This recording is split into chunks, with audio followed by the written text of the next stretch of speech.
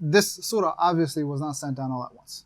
Yes. Okay. Correct. The order in which we recited today, is that the same order in which it was revealed? AlMaghrib Institute presents Q&A with Kamal al-Mekki. More or less. And even, I mean, I don't think you can prove that by looking at the chunks, but they do make a lot of sense. And that's why even in verse 1, Allah subhanahu wa ta'ala says, Suratun anzalnaha wa faradnaha.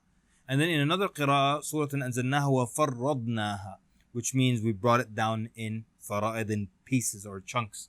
And you can see how from verse 1 to 10 is a chunk, and then the verse is dealing with 11 to 27 is down. With a break in the middle though. Yeah. There was a break reprimanding, reproaching Abu Bakr radiallahu anhu. Then it goes back to the topic again. So you can see where the chunks were sent down.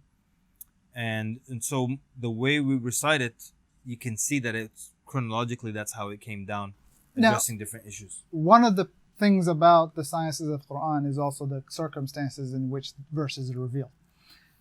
Now, we know, and you do share with us, the circumstances behind the verses from 11 to 27 or so because of the slander of Aisha radiallahu anha.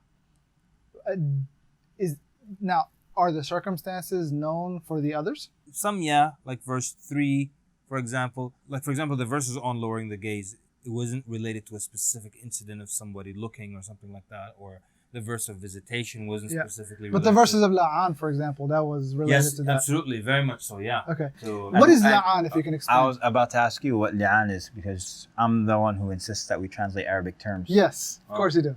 And so...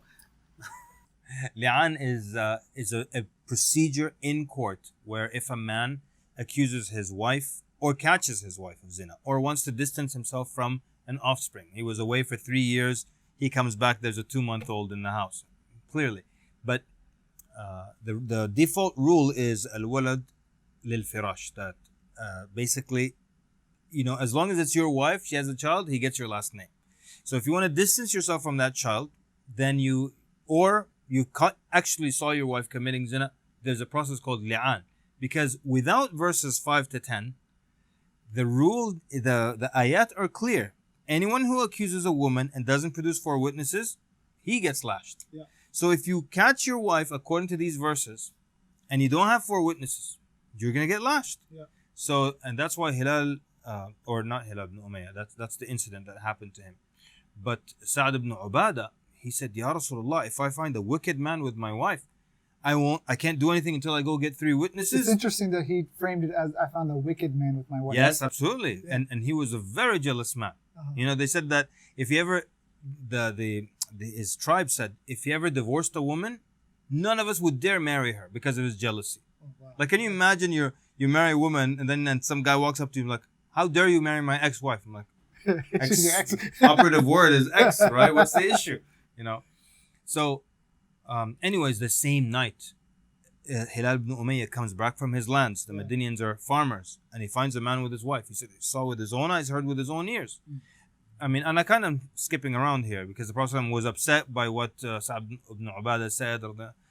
But the point is that it happened the next day. And then he came and he said something powerful. He said, if he speaks, you whip him. And if I speak, I get whipped because I don't have 3 other witnesses. Yeah. And if he kills, you kill him. Yeah. Soul for a soul. Yeah. And if he bottles it up, he's holding back intense anger. So what would you do in this case? And that's when the verses of Li'an came, they came as a relief. Yeah. You have a way to distance yourself from, your wife has a Chinese kid and they call him al-Mekki. I'm like, what?